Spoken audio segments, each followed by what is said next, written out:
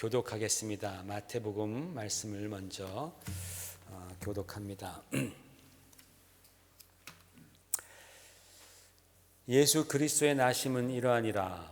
그의 어머니 마리아가 요셉과 약혼하고 동거하기 전에 성령으로 잉태된 것이 나타났더니 그의 남편 요셉은 의로운 사람이라 그를 드러내지 아니하고 가만히 끊고자 하여 이 일을 생각할 때에 주의 사자가 현몽하여 이르되 다윗의 자손 요셉아 내 아내 마리아 데려오기를 무서워하지 말라.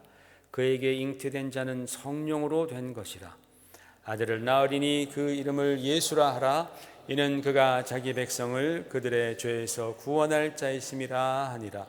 이 모든 일이 된 것은 주께서 선지자로 하신 말씀을 이루려 하심이니 이르시되 보라 처녀가 잉태하여 아들을 낳을 것이요 그의 이름은 임마누엘이라 하리라 하셨으니 이를 번역한즉 하나님이 우리와 함께 계시다 함이라.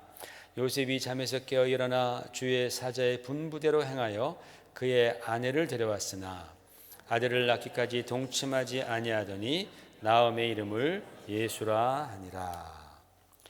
마리아가 천사에게 말하되 나는 남자를 알지 못하니 어찌 이 일이 있으리이까.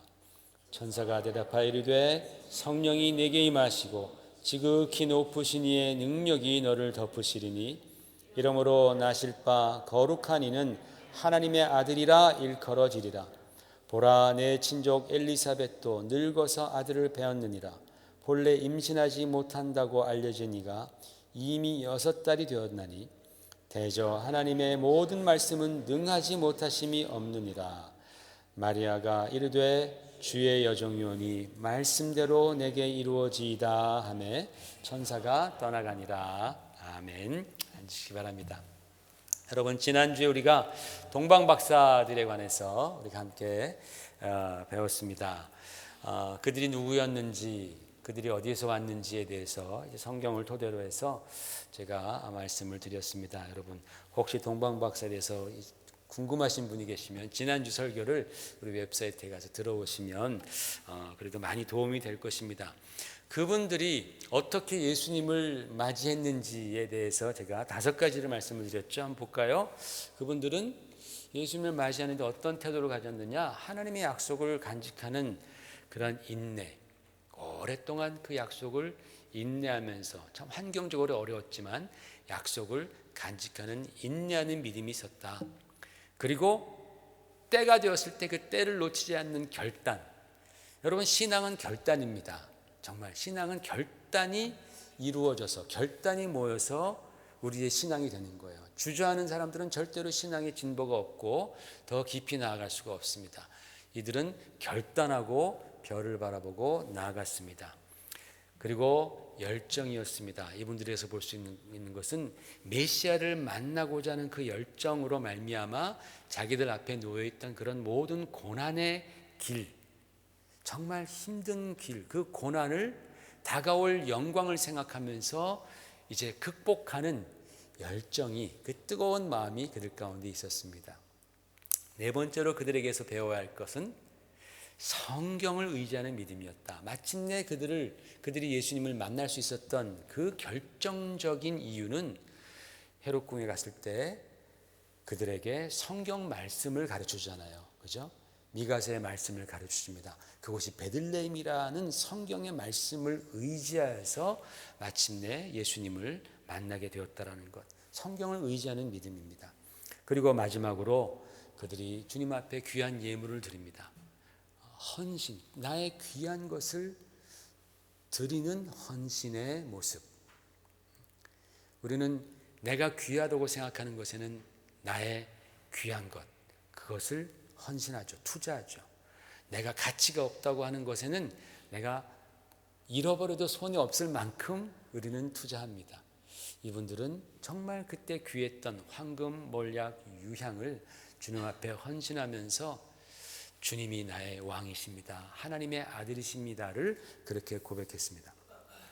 여러분, 예수님이 누굽니까? 하나님의 아들이시잖아요. 그죠? 그리고 우리들에게는 예수님은 구원자이시잖아요. 하나님의 아들은 하나님이십니다. 그 하나님의 아들이 이 땅에 오실 때 적어도 이 정도의 태도로는 주님을 맞이해야 되지 않겠습니까? 뭐 옆집 아저씨도 아니고, 그죠? 한나라의 대통령도 그가 올 때 얼마나 정말 준비하면서 의전을 합니까? 하물며 만군의 하나님, 온 우주의 주인이신 하나님의 아들이 이 땅에 오실 때에 적어도 이 정도의 태도는 가져야 되지 않겠습니까? 우리가 성탄을 바라보면서 그 주님이 내 안에 오시기를 원한다면 우리도 적어도 이 정도의 그러한 그 마음, 태도가 있어야 되지 않겠습니까? 우리가 침례연을 통해서는 회개하는 것이, 그것이 우리의 첫 번째 주님을 맞이할 수 있는 그러한 마음이라는 것을 배웠습니다. 회개는 축복입니다, 여러분. 회개는 축복이에요. 아버지의 마음을 자녀에게로 돌이키는 축복이 회개입니다. 이 시즌에 우리가 많이 회개하십시오. 회개할수록 우리는 손해보는 것 없습니다. 그 다음에 이런 동방박사의 이런 마음을 우리가 배워야 할 줄로 믿습니다. 오늘은 예수님께서 이 땅에 오시는 것을 준비한 사람들 중에서 예수님 가장 가까이 계셨던 예수님의 부모님에 대해서 말씀을 한번 나눠볼까 합니다. 요셉과 마리아에 대한 그 이야기를 통해서 함께 은혜를 나누고 그런 영적인 교훈을 얻어보고자 합니다. 여러분, 성경에는 위대한 인물들이 많이 나옵니다. 아브라함, 모세, 다윗, 이사야, 예레미야, 말라기, 그리고 침례 요한과 같은 그리고 동방의 박사들, 여러 사람 많이 나옵니다. 모두가 다 예수님이 이 땅에 오실 것을 예언했든지 아니면 자기의 삶으로, 예언적인 삶으로 드러내 보였던, 아브라함 같은 경우는 예수님이 이 땅에 오실 것을 자기의 그 예언적인 삶으로 막 나타내지 않습니까? 독생자 이삭을 막 죽이려고 하고 막 이런 것들, 그게 다 예언적인 삶이죠. 이사야는 하나님의 말씀을 듣고 예언합니다. 예수님이 오시기 700년 전에 처녀가 잉태할 것이다. 한 아기가 날 것이다. 아무도 이해하지 못합니다. 그때는 그게 뭔 말이야 도대체. 저게 뭔 말이래 하면서 아무도 이해하지 못했지만 그럼에도 불구하고 하나님의 말씀을 받았기 때문에 그는 선포했습니다. 아주 위대한 인물들입니다. 그러나 그들이 아무리 위대했다 할지라도 예수님의 부모님들처럼 위대했을까? 그런 생각을 한번 해봅니다. 혹시 주님의 부모님들이 위대하지는 않았다 할지라도 그들처럼, 그러나 그분들보다 더 축복받았다. 그 전에 있었던 그런 위대한 선지자들, 하나님의 사람들보다 더 축복받은 행복한 사람이었다라는 것은 분명합니다. 왜냐하면 그 신앙의 위인들이 그렇게 보고 싶어 했고 그렇게 만나보고 싶어 했던, 사모했던 메시아, 하나님의 아들을, 구원자 예수를 바로 이 요셉과 마리아는 품에 안아 키우면서 함께 살았기 때문에 그렇습니다. 그래서 오늘 말씀을 통해서 예수님의 부모님들은 도대체 어떤 사람들이었길래 이 세상에서 가장 먼저 하나님의 아들이신 메시아를 맞이할 수 있었는가에 대해서 한번 우리가 알아보겠습니다. 굉장한 이야기죠, 그죠? 흥분되지 않습니까? 그런데 bad news가 있습니다. 그건 뭐냐면 아쉽게도 성경은 이분들에 대해서 별로 말씀하고 있지 않는다라는 거예요. 요셉과 마리아에 대한 정보가 별로 없습니다. 성경은 굉장히 말을 아낍니다. 다른 사람들, 다윗, 모세, 이사야 많아요. 근데 요셉과 마리아에 대해서는 말을 굉장히 아낍니다. 왜 그럴까요? 저는 성령께서 그것을 일부러 막으셨다라고 생각합니다. 왜냐하면 그렇지 않으면 금방 그분들이 우상이 될 수 있기 때문입니다. 하나님의 아들을 낳은 어머니, 여인, 그 하나님의 아들을 키운 아버지, 여러분 이 말만 들어도 막 엄청난 분들 아니겠습니까? 이 말만 들어도 와, 대단하다. 하나님의 아들 메시아를 낳은 어머니 대단하구나. 이분이 도대체 어떤 사람이길래 대단하다. 그래서 여러분, 천주교에서는 마리아를 뭐라고 말합니까? Mother of God이라고 얘기를 하죠. Mother of God. 하나님의 어머니라는 칭호를 줍니다. 그러면서 극진히 마리아를 모시는 거예요. 하나님의 어머니다. 참 굉장히 좀 위험하죠. 우리는 들으면 좀 위험한데 굉장히 극진히 모십니다. 요셉은 성인의 반열에 올려놓습니다. 1870년에 교황 비오 9세가 요셉을 성인으로 그렇게 선포를 하죠. 그러면서 요셉을 교회의 수호 성인, 교회를 프로텍터죠. 교회의 수호 성인으로 그렇게 선포를 합니다. 1870년에. 참고로 한국 천주교는요, 한국 가톨릭은 성모 마리아와 남편 요셉을 한국 교회의 공동 수호자로 모십니다. 그러면은 1870년 이전에는 누가 교회를 수호했습니까? 잘 모르겠습니다. 전 누가 그때는 수호하다가 바톤 터치를 받았는지. 그러면서 그들에게 교회를 보호해달라고 기도를 합니다. 완전히 지금 삼천포로 막 빠지는 거죠. 여러분, 성경 어디에서도 마리아와 요셉이 교회의 수호자라는 말씀은 눈 씻고 봐도 없습니다. 마리아와 요셉에 대한 이야기는 굉장히 없습니다. 성령께서 말씀을 아낍니다. 그분들이 정말로 우리의 존경을 받아 마땅한 분들이죠. 그런데 그 후대의 사람들이 선을 넘어버리는 것이죠. 넘어가지 말아야 할 선을 넘는 거예요. 문제가 그분들에게 있는 것이 아니라 선을 넘어간 인간들이나 또 그러한 종교 체제에 있다는 것을 제가 지금 말씀을 드리는 중입니다. 여러분, 참고로 우리 개신교에서는 성인이라는 단어를 사용하지 않습니다. 성인, 그런 말을 사용하지 않습니다. 그 대신 뭐라고 말해요? 우리는 성도라고 말하죠. 성도. 우리는 성도라고 말하죠. 그죠? 성도. 우리 성도님. 자, 따라해 보십시오. 성도. 굉장히 어려운 질문이었었나요, 여러분? 성인이라고 말하지 않고 우리 성도라고 말하는데, 이 성인이나 성도나 다 똑같은 단어입니다. 헬라어로 하기오스라는 거룩한 사람, 영어로 번역되면 saint. 여러분, saint 많이 들어보셨죠? saint. 그죠? 똑같아요. 똑같은 단어에서 우리는 성도라고 말하고, 그리고 천주교인들은 성인이라고 그렇게 말을 합니다. 근데 그 데피니션이 달라요. 의미하는 바가 굉장히 다릅니다.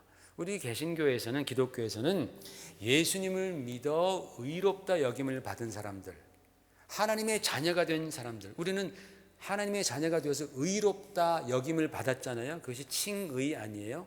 거룩하다 여김을 받았습니다. 그래서 우리는 하나님의 자녀가 된 모든 분들을 다 성도라고 말합니다. 여러분이 다 성도입니다. 성경에서 말하는 saint, 거룩함을 입은 자들입니다. 저나 여러분이나. 그런데 천주교에서는 아주 특별한 신앙을 가지고 순교를 당했다든지, 또 많은 사람들에게 믿음의 본, 도덕적인 본을 보이면서 흠잡을 데 없는 그런 신앙의 삶을 살면서 그 삶 가운데 적어도 2번 이상 기적을 일으켜야 돼요. 적어도 2번. 한 번이면 어쩌다가 일어났다고 말할 수 있으니까 2번 이상 기적을 일으켜야 되고, 그런 사람을 바티칸에서 면밀히 이제 심사를 한 후에 성인으로 선포를 합니다. 그러니까 바로 성인으로 선포하는 것이 아니라 기간을 둬요. 복자라는, 복된 사람이다라는 그런 기간을 한참 둔 다음에 그 다음에 성인으로 선포합니다. 근데 이제 그 복자라는 기간을 두지 않고 바로 성인이 된 분이 최근에 있었어요. 마더 테레사. 이분은 그냥 돌아가시자마자 그냥 바로 그냥 성인으로 이렇게 선포가 되어버립니다. 여러분, 성인이 되면 어떻게 되는지 알아요? 그분들에게 어떤 특혜가 주어지는지 알아요? 그분들은 그런 특혜가 있는지도 모르죠. 그냥 돌아가셨으니까 모르는데, 성인으로 선포가 되면 전 세계 가톨릭 교인들이 성인에게 기도할 수가 있는 거예요. 성인에게 기도해요. 왜 기도합니까? 왜 그들에게 기도하냐면은 그 성인을 통해서 내 기도를 하나님께 상달시키는 거예요. 예를 들자면 이렇습니다. 내가 지금 운전하다가 스쿨존에서 깜빡 해가지고 세게 달려가지고 경찰에게 티켓을 먹었습니다. 한 1000불이 나오고 점수는 벌점은 뭐 그냥 몇 점 막 왕창 먹었어요. 야, 이거 지금 큰일 났다. 이거 어떡하나. 내 친구 중에 이 동네 경찰서장을 아는 친구가 있어요. 잘 아는 친구예요. 내가 그 경찰서장한테 가서 좀 깎아달라 그랬다가는 말도 안 통하고 더 가중처벌 받을 수 있는 그 가능성이 있으니까 내가 경찰서장에 안 가. 그 친구한테 가서 얘기하는 거야. 친구야, 내가 좀 이러이러한 사정이 있는데 네가 서장 잘 알잖아. 그러니까 가서 얘기 좀 해줘. 내 벌금 좀 깎아주든지 아니면 좀 면제 주든지 벌점 좀 없이 해줘. 네가 잘 알잖아 하고 그렇게 그 친구에게 부탁하는 거란 말이죠. 이게 바로 성인들에게 기도하는 이유라는 거예요. 믿음 없는 사람들이 볼 때 성인들은 하나님과 되게 가까운 것 같아. 그래서 내가 하나님께 기도하면 안 들어주고 내가 성인을 통해서 기도하면 성인이 내 기도를 가지고 가면은 하나님이 들어줄 것 같다라는 굉장히 그럴듯하죠. 그죠? 믿음이 없는 사람들에게는 야, 기도해봐. 그럼 나 기도할 줄 몰라. 그러면 성인에게 네가 얘기해. 그럼 성인이 잘 기도할 거야. 그렇게 얘기를 하면 솔깃한다라는 거예요. 그런데 여러분, 우리는 그것을 용납할 수가 없죠. 왜요? 하나님과 우리 사이의 중보자는 오직 예수 그리스도 한 분이시기 때문입니다. 아멘. 그래서 우리 기독교인들은 절대로 성인이 필요가 없어요. 우리는 다 하나님 앞에서 왕 같은 제사장이다 그랬어요. 그 말은 뭐냐? 내가 직접 하나님께 나아갈 수 있어요. 누구를 통해서? 예수 그리스도를 통해서. 성경은 예수님이 유일하신 중보자다라고 말씀하고 있잖아요. 그래서 우리는 성인이 필요 없는 거예요. 우리는 이 성인에게 기도하는 이 행위를 우리는 용납할 수가 없습니다. 이것은 굉장히 잘못된 가르침이고 그리고 이단적인 교리입니다. 왜냐? 바로 그것을 통하여서 유일하신 중보자 예수 그리스도의 자리를 빼앗기 때문입니다. 예수님이 안 계신 거예요. 예수님께 기도할 필요가 없어요. 예수님 우리 중보자가 아니라 우리 중보자는 성인들이야 라고 그렇게 은연중에 계속해서 가르치는 거예요. 그래서 우리는 그것을 용납하지 않는 것입니다. 자, 다시 정리하자면 요셉과 마리아는 우리와 똑같은 성정이 있는 인간입니다. 성도들입니다. 그들은 성인이 아니라 바로 성도들입니다. 믿음의 조상 아브라함이나 다윗처럼 그들도 다 죄 가운데에 태어났고 예수님의 구원이 필요했던 그러한 우리와 같은 인간들이었다, 죄인들이었다라는 겁니다. 근데 가톨릭에서는 아직도 지금도 마리아에 대해서 무염시태라든지 아니면 몽소승천이라는 그러한 교리가 있어요. 여러분 들어보셨어요? 무염시태? 무염시태는 이런 말입니다. 무염시태는 마리아가 죄가 없으신 분이시다라는 거예요. 이것도 아까 그 비오 9세가 1854년에 선포했습니다. 교황이 교리로 선포한 것은요, 믿지 않으면 지옥 가는 겁니다. 가톨릭 성도들은 믿지 않으면 파문당하는 겁니다. 그 전까지는 이런 교리가 없었어요. 그런데 교황이 무염시태 마리아는 죄가 없었다. 왜? 죄가 있는 사람이 어떻게 죄가 없는 예수님을 잉태하느냐? 말이 되잖아요. 그죠? 그럼 제가 질문합니다. 그러면 죄가 없는 마리아를 어떻게 마리아의 어머니 죄인이 잉태하느냐? 그럼 마리아의 어머니도 죄가 없어야지. 아버지도. 그분들이 죄가 없으려면 그 할아버지 할머니도 없어야지. 그럼 이 세상에 죄인은 한 명도 없겠네. 하여튼 어쨌든 이런 교리를 정합니다. 그리고 100년 후에 이 비오 12세는 1950년에 마리아가 죄가 없으므로 당연히 죽지 않고 승천하시지. 죄가 없는데 어떻게 죽어? 죄가 없는데 어떻게 죽냐 이거죠. 그래서 에베소에 있었던 마리아 무덤을 폐쇄시킵니다. 그 이후로. 그리고 승천하셨다 그렇게 얘기합니다. 여러분 우리 프로테스탄트들은 이 교리를 강력하게 부정합니다. 왜? 이것은 바로 마리아 우상 숭배로 가는 첩경이기 때문에 그렇죠. 그렇지만 여러분 그것은 그 체제가 하는 말이고 성경에서 우리가 보는 예수님의 부모님인 요셉과 마리아는 이 땅에 주님께서 오실 때에 처음으로 그 예수님을 맞이했고 품었고 키웠던 복된 사람들입니다. 그렇죠? 하나님께서 이분들을 선택하셨어요. 예수님께서 이 땅에 오시는 통로로 사용하셨습니다. 특별한 이유가 있었을까요? 여러분 어떻게 생각하세요? 이분들을 택한 특별한 이유가 있었을까요? 우리는 모릅니다. 성경이 가르쳐주지 않기 때문에.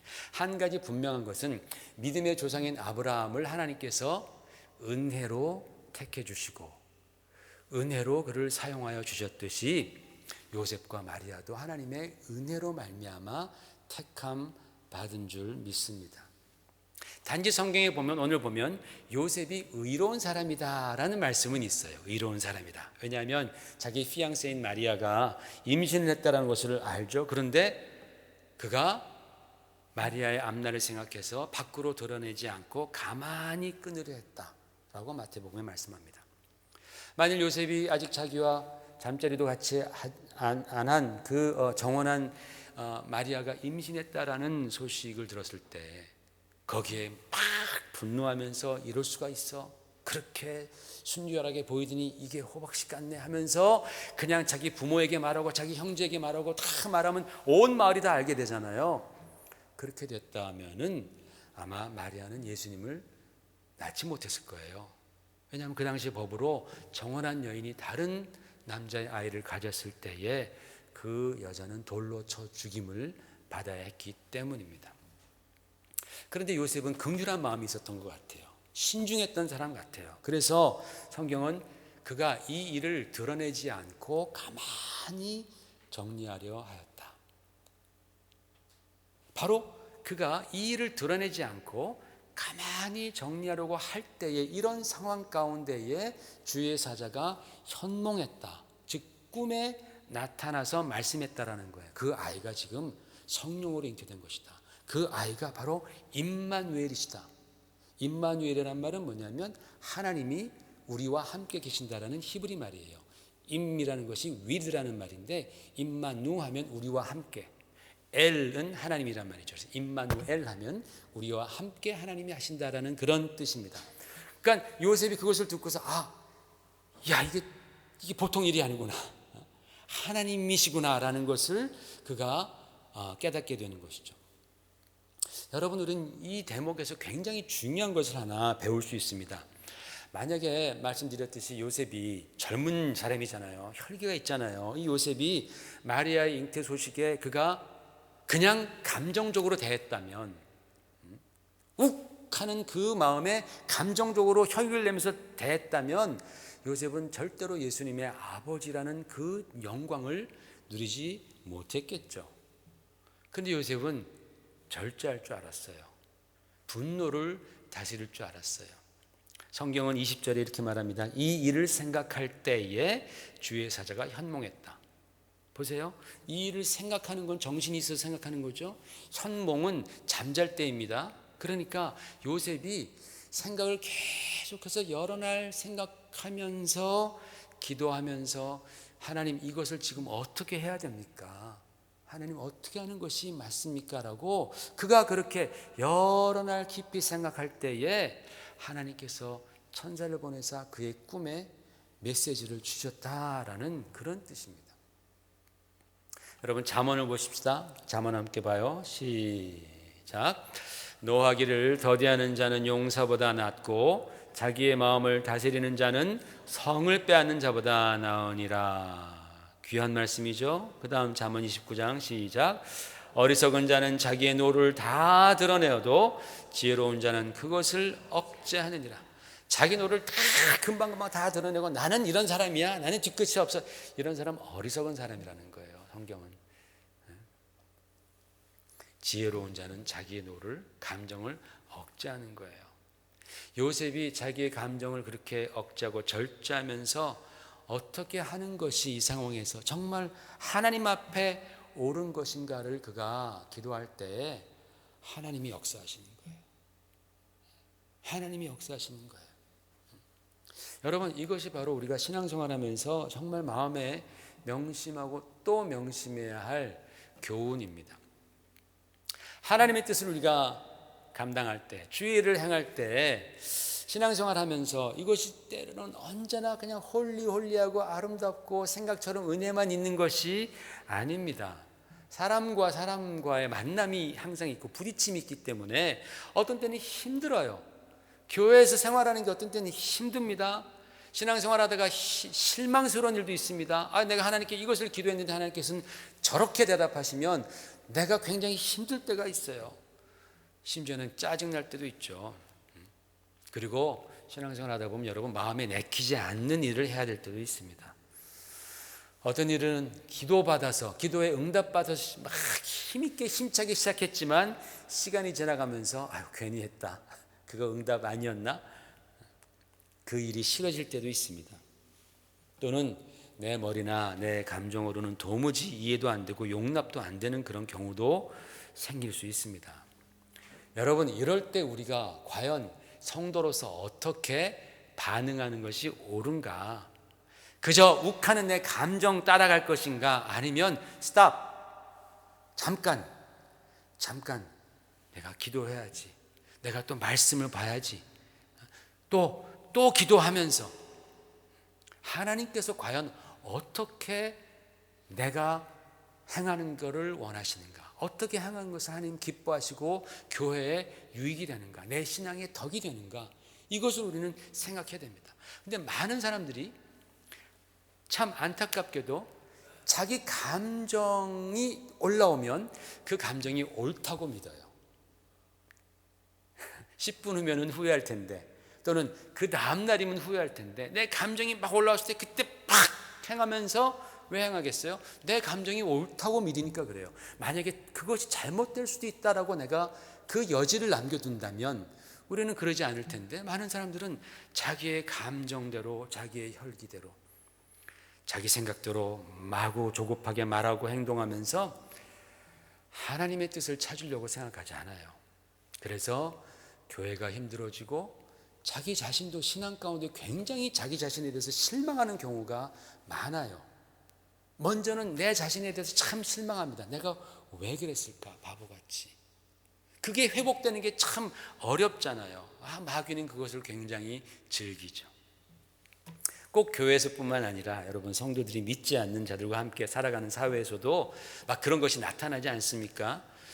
내가 그리스도인이라면 좀 더 성숙해져야 되는데, 정말 그리스도의 향기를 풍겨야 되는데, 그리스도의 편지가 되어야 하는데, 어떤 때는요 진짜 믿는 사람이 믿지 않는 사람보다 더하다는 말을 많이 듣습니다. 믿지 않는 사람보다 믿는 사람이 더 혈기를 내고 더 뒤에서 쑥은덕거리고 또 더 부정직하기도 하고 더 배신하고 그리고 더 탐욕스럽게 그렇게 챙긴다라는 것이죠. 여러분, 그런 사람들의 인생에서 하나님께서 어떻게 선하게 역사할 수 있겠습니까? 문의는 크리스찬이지만 그러나 속은 하나도 크리스찬답지 않은 그런 인생들이 많이 있습니다. 우리는 잘 모르지만 주님은 구별하시잖아요. 불꽃 같은 눈으로 주님은 반드시 구별하실 것입니다. 그래서 여러분, 우리는 주님의 이 선한 뜻을 이루기 위해서 우리는 자신을 억제할 줄 알아야 돼요. 자신을 참을 줄 알아야 됩니다. 단지 성질을 참을 뿐만 아니라 우리는 크리스천이기 때문에 인내하면서 동시에 기도해야 돼요. 기도하고 하나님의 말씀을 보고 또 이제 신앙의 선배들과 함께 얘기도 해보면서 어떻게 하는 것이 정말 하나님의 뜻을 받드는 것인가. 여러분, 독불장군처럼 신앙생활 하지 마십시오. 여러분 힘들 때 같이 나누십시오. 나는 신앙생활 오래 해서 난 다 알아. 굉장한 교만입니다. 함께 나누면서 과연 이런 일이 있는데 어떻게 하는 것이 좋을까? 여러분, 모든 형제자매들에게서 우리는 다 배울 수 있지 않습니까? 그런 겸손한 마음으로 우리가 함께 기도해달라 그러고 말씀을 통하여서 이 상황에서 내가 어떻게 처신하는 것이 그것이 크리스찬다운지를 우리는 알아가는 것, 배워가는 것. 요셉이 바로 그런 사람이었다. 그럴 때에 하나님은 그를 놀라운 하나님의 계획 안으로 이끌어 주셨습니다. 우리가 또 한 가지 여기서 배워야 할 것이 있습니다. 정말 중요한 것입니다. 너무너무 중요한 영적인 원리를 제가 여러분께 말씀을 드립니다. 여러분, 천사가 마리아에게 나타났습니다. 이번에는 그래서 잉태의 소식을 알렸습니다. 그랬더니 누가복음에 이렇게 말하죠. 1장 38절 같이 한번 읽어보십시다. 시작. 말씀대로 내게 이루어지이다 하매 천사가 떠나가니라. 마리아가 뭐라고 대답하냐면 주의 여종이오니. 마리아 이제 천사가 마리아에게 이렇게 얘기를 합니다. 네가 아이를 가질 것이다. 뭐 하나님의 거룩한 자다. 막 얘기하니까 마리아가 깜짝 놀라는 거예요. 저는 남자를 한 번도 경험해 본 적이 없는데 어떻게 제가 아이를 갖습니까? 또 막 얘기합니다. 성령으로 잉태할 것이다. 그랬더니 마리아가 주의 여종이오니 주의 말씀이 내게 이루어지이다. 주의 말씀대로 이루어지이다 라고 대답합니다.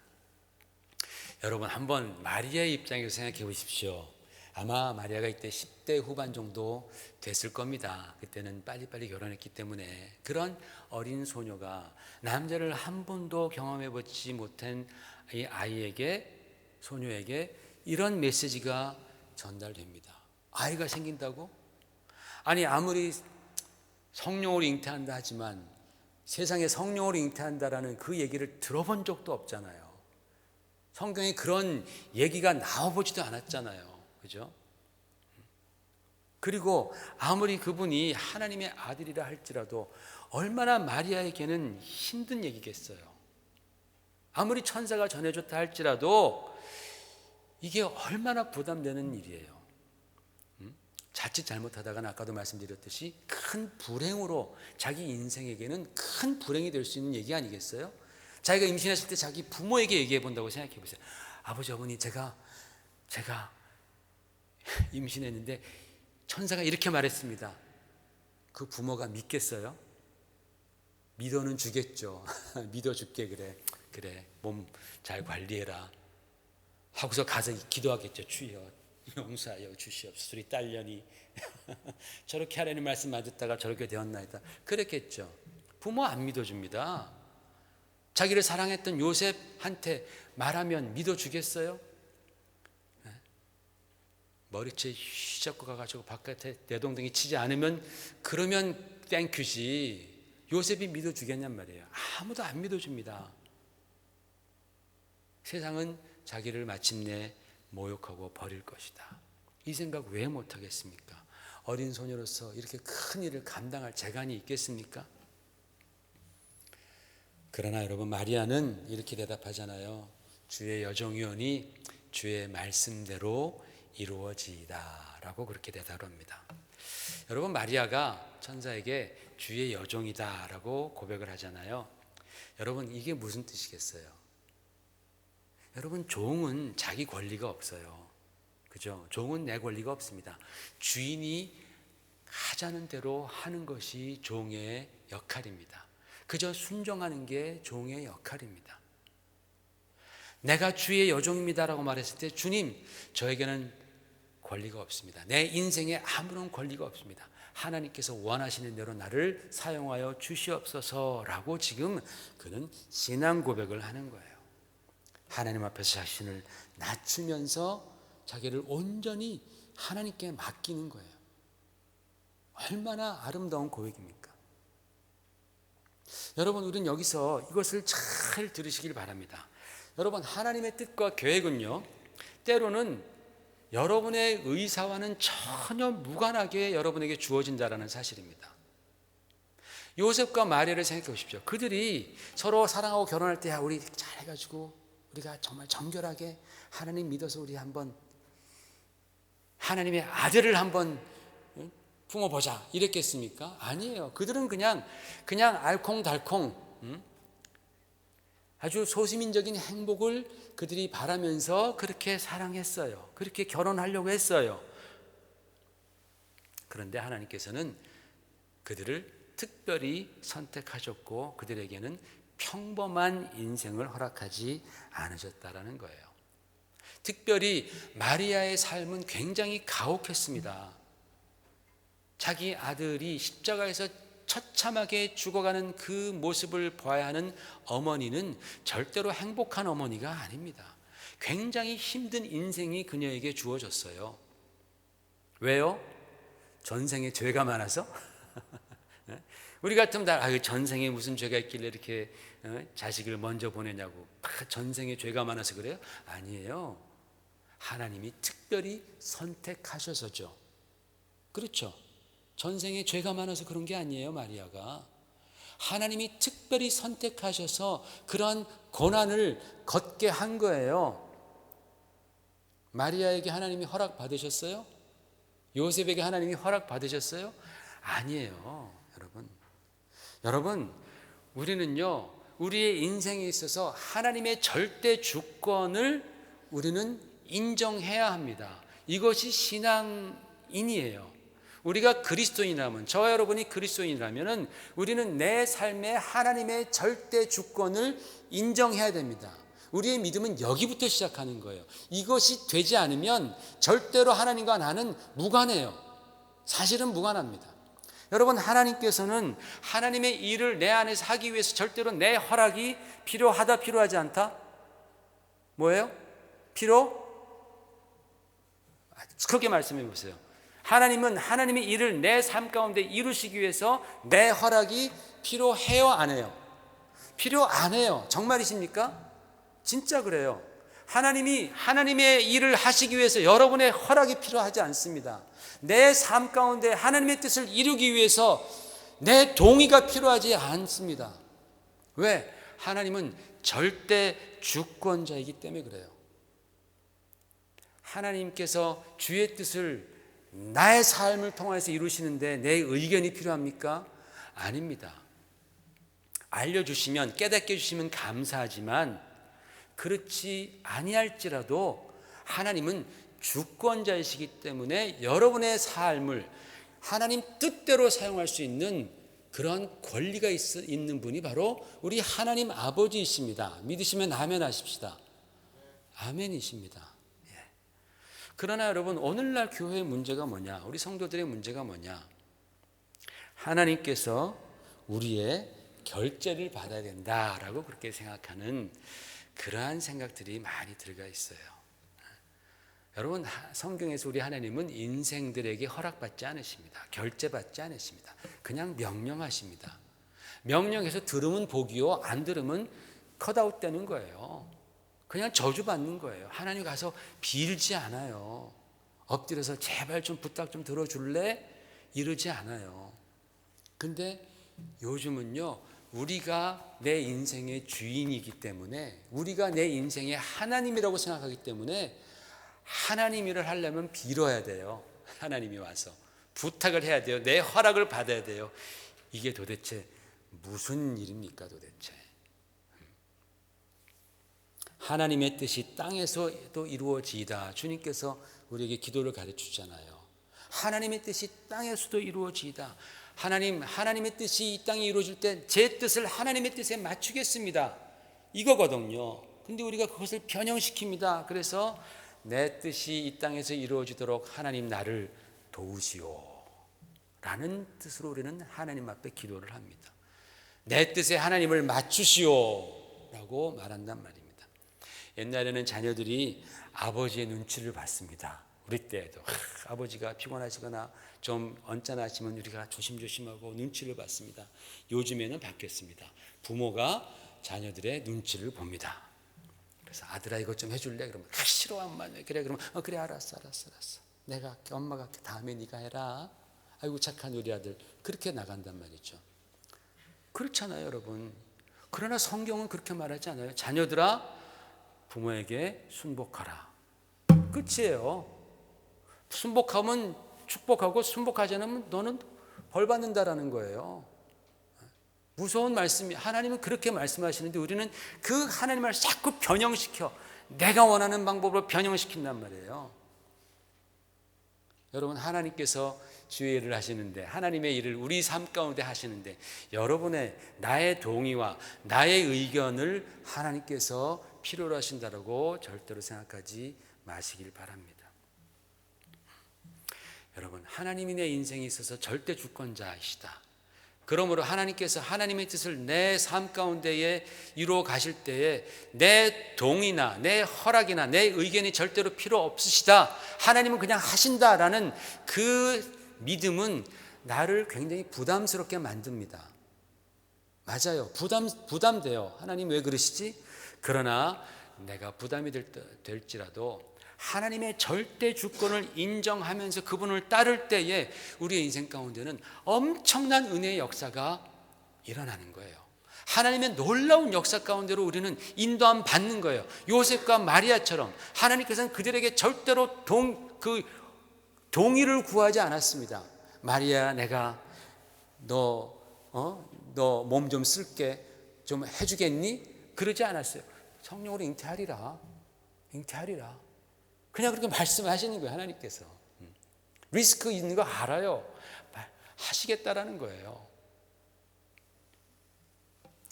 그것을 받아들일 때에 우리에게는 엄청난 축복이 임해요. 왜? 왜냐하면 하나님께서 저와 여러분을 위해서 계획하시는 것은 다 선하고 의롭고 그리고 축복되기 때문입니다.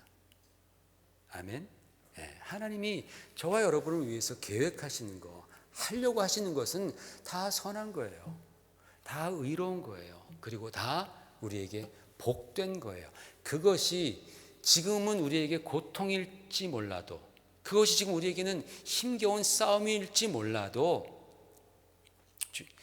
우리가 그것을 주님과 함께 믿음으로 극복해 나갈 때 우리에게는 엄청난 하나님의 축복이 이미 그 안에 있다라는 것을 경험하게 된다라는 것을 믿음의 사람들은 다 알아요. 주님을 경험한 사람들은 다 압니다. 다 알아요. 우리만 몰라. 나만 몰라. 나만 몰라. 하나님의 절대 주권. 하나님이 지금 요셉과 마리아에게 주님의 절대 주권으로 역사하셨죠. 그죠? 그러므로 사랑하는 성도 여러분, 우리가 이 성탄의 계절 때에 예수님께서 우리의 심령 가운데 더 충만하게 임하시기를 저는 간절히 소망하고 여러분을 축복합니다. 그러나 여러분들은요, 그 주님을 여러분의 심령 가운데, 삶 가운데 모실 때에 이것을 꼭 인정해야 돼요. 주님은 내 인생의 절대 주권자입니다. 주님은 내 인생을 복되게 하시기 위해서 나의 허락이나 나의 동의를 구하실 필요가 없습니다. 하나님 뜻대로 하시옵소서. 저는 하나님께서 인도하신 대로 내가 가겠습니다 라고 그렇게 하나님의 절대 주권을 고백하는 자들 가운데에 주님의 임재는 놀랍게 임하시고 우리의 인생은 하나님의 축복 가운데로 인도함 받을 것입니다. 같이 기도하겠습니다. 하나님 아버지,